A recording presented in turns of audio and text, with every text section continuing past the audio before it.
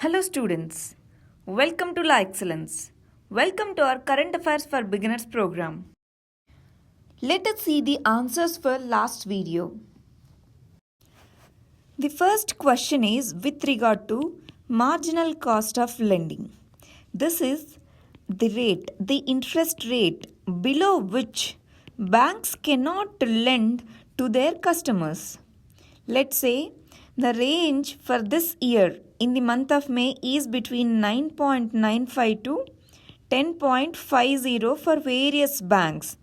This is the marginal rate of lending for various banks. It means below which banks cannot lend to its customers.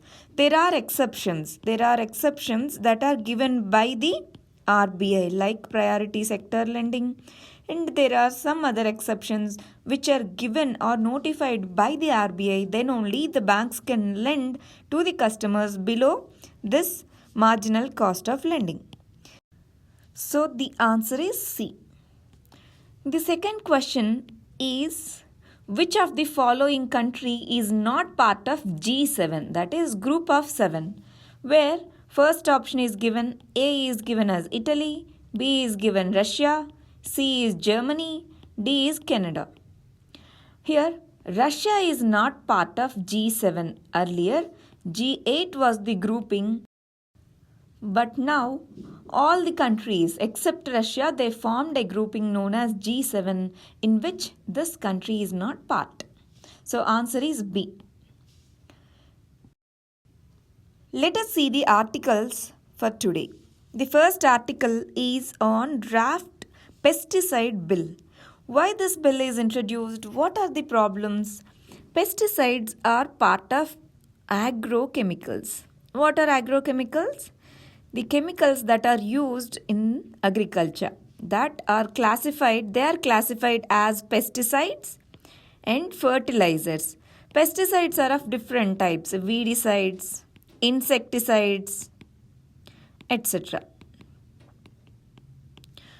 So among this bill is regarding pesticides. What are the problems with present pesticide use? There is overuse or misuse of pesticides, because of which pollution is the major offset of this. What is the side effect of this pollution? In our environment, we study about food chain. In the food chain, this pesticide they pass from one organism to other organism. Then it gets accumulated at the highest level in the. This is known as bioaccumulation. So this is very important point that this bill is trying to address, that is checking the overuse or misuse. 2.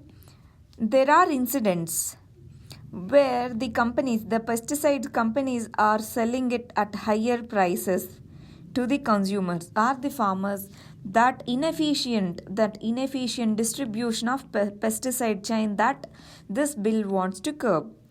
Here we just need to know why this bill is introduced, what are the objectives of this bill. But this is not that important. We just need to know this bill is introduced. That's it. The next article is on NPAs and bad banks. Here, what are NPAs? Non-performing assets. Non-performing asset. What is an asset? To whom is the question we need to ask. For a bank, asset is the loan that it lends because it gets interest rate as a return by lending this particular loan.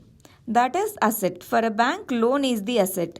When on this particular loan, either the principal amount or the interest, when these two or either of these two is not given to the bank by the customer, then that particular asset is classified as non-performing asset.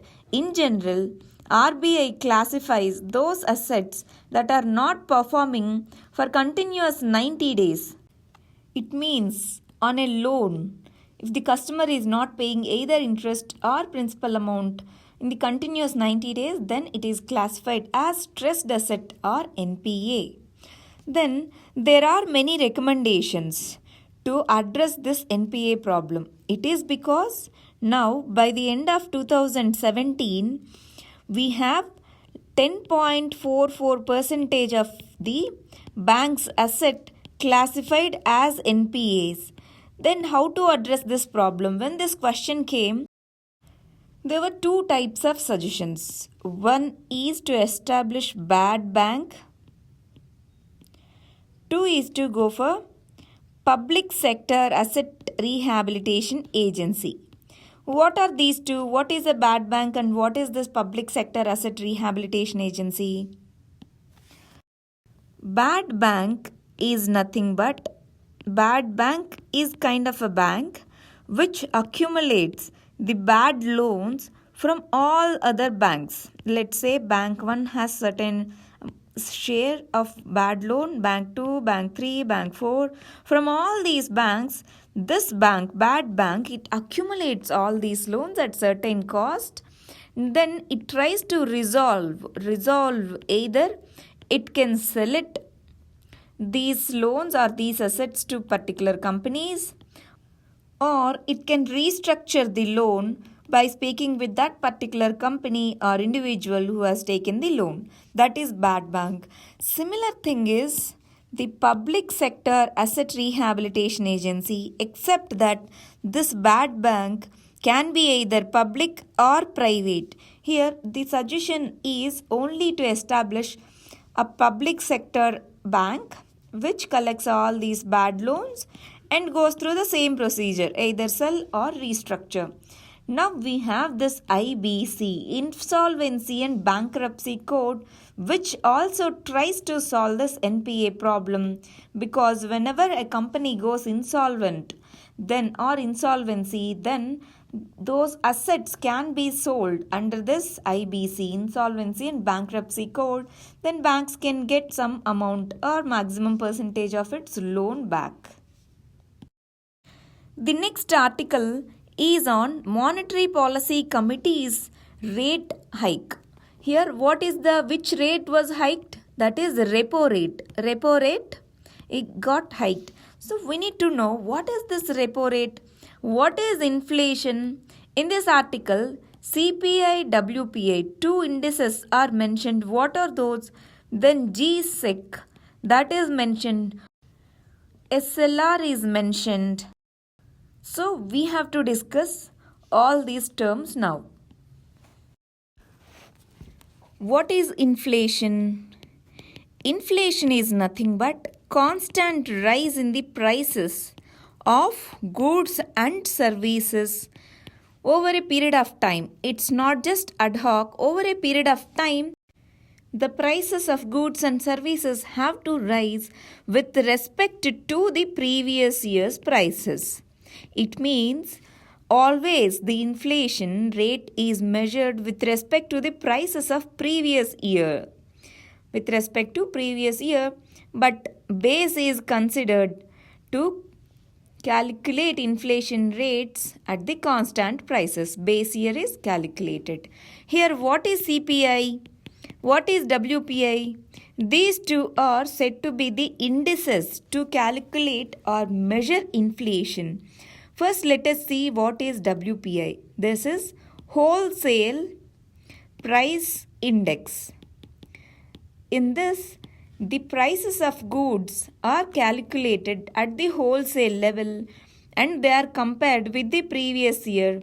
Previous year with respect to the month. Let's say this is June. So June 2018 prices are compared with June 2017. So the comparison is month to month, not for entire year to year. That is wholesale price index. The base year is 2011 and 12. Here goods only are considered, services are not considered. What is the problem over here? The real prices at the consumer level are not known, because from wholesale level to the retail level, there are many supply side problems. There are many taxes that are imposed. So the prices may fluctuate in this chain also. These are not considered under WPI. So this index CPI is now used for all policy decisions. After Urjit Patel Committee in 2014, Urjit Patel Committee, it has recommended to use CPI for better reflection of the prices. So CPI is Consumer Price Index. This measures prices at the consumer level, that means at the retail level. The base year is again 2011 and 12.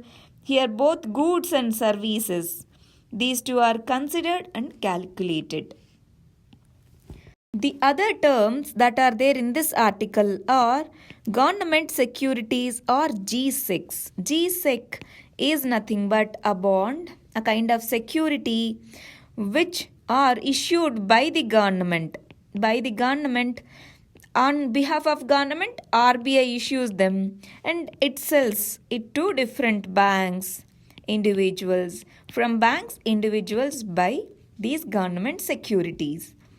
The next term that is discussed in this article is SLR, Statutory Liquidity Ratio. It means bank has to keep some amount of its net time and deposit liabilities, NTDLs, net time deposits, those are fixed deposits. Demand deposits, these are current deposits. Time and demand deposits or liabilities have to be, some amount of this have to be kept by the bank itself. That rate is known as SLR. We have another rate, that is CRR, Cash Reserve Ratio. This is the ratio of the total NTDLs, net time and demand liabilities. Of this amount, some amount need to be kept with the RBI by the bank. That ratio of NTDLs is known as CRR. In this article, Monetary Policy Committee increased interest rates. That is the argument. So what is this interest rate? Monetary Policy Committee increased repo rates. What is Monetary Policy Committee? That we have discussed in the previous video. Here we are going to discuss repo rate. Repo rate is nothing but repurchasing option rate. Repurchasing option rate. It means, let's say the bank has some bonds and government securities with it. It needed some money. So it goes to RBI. It keeps some amount of these bonds and securities. It takes loan. On this loan, bank pays some amount of or some percentage of interest rate.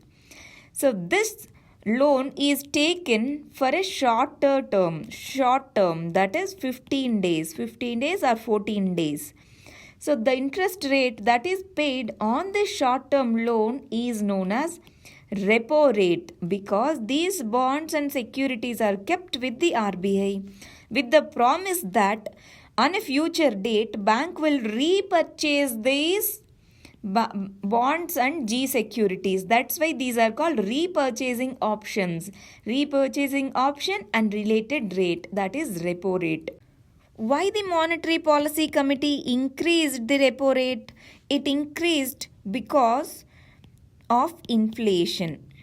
Inflation rates are going up, that's why it increased. What is the relation between all these indicators that we have discussed now to the inflation is the very important topic that we study in our economy. Here, that's not come under basic thing, so we'll discuss in the later classes. The next article is with regard to speakers and governors. Here in this, our interest is to discuss on 10th schedule. What is 10th schedule?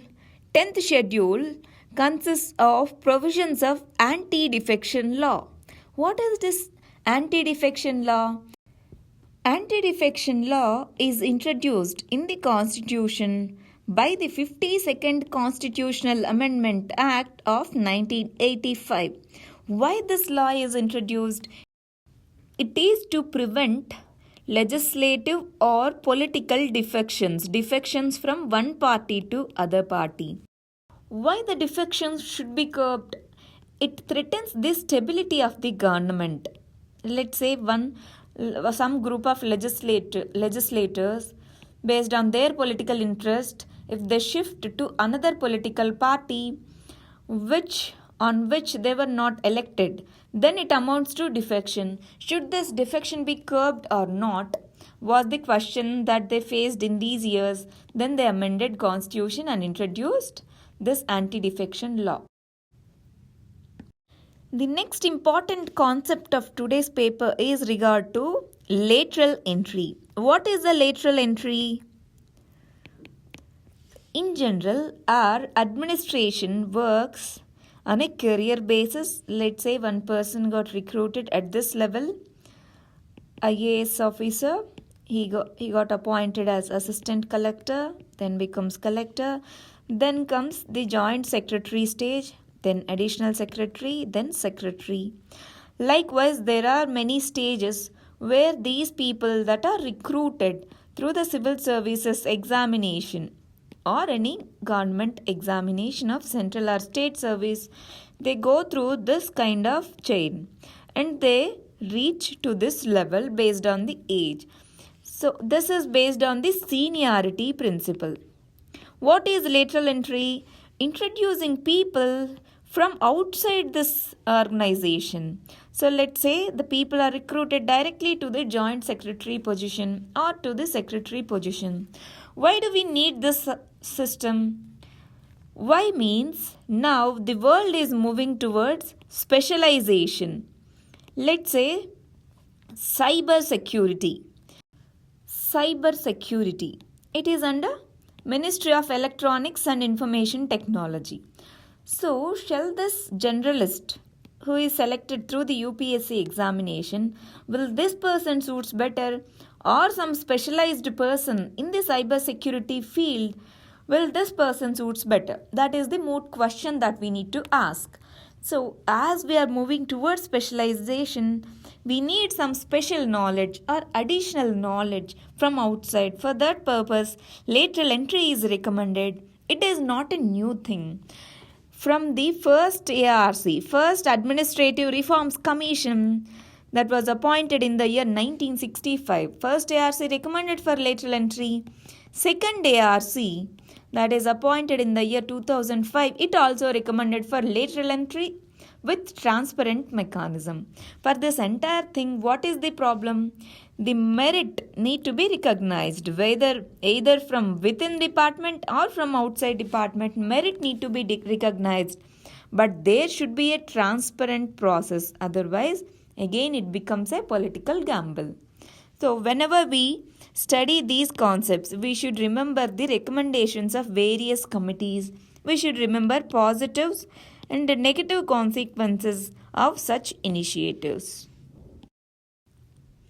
The next article is on Shanghai Cooperation Organization. Many times we discussed about what is the Shanghai Cooperation Organization, who are the member countries. 8 member countries are there. In this article, we have this plan of action. Plan of action, in this, if we observe carefully, this is very important for our mains perspective. Here, 1, it is saying to fight against terrorism, extremism, we need regional cooperation. We need international cooperation. We need national level legislations and measures. We need awareness. Whenever we write answers, even in ethics, even in our security issues, we need to keep these 4 as headings. At regional level, cooperation is needed. Then write the examples. SCO is one such, and BRICS is one such. At international level, United Nations. At the national levels, there are many laws that prevent such kind of activities. Awareness is very, very important point, because radicalization, everything is surrounding the youth. So that ideological ground need to be conquered by the government by creating awareness. Now I have given 2 questions. Please try to answer them in the comment section. One is regard to lateral entry. 2 is with regard to 10th schedule. Thank you.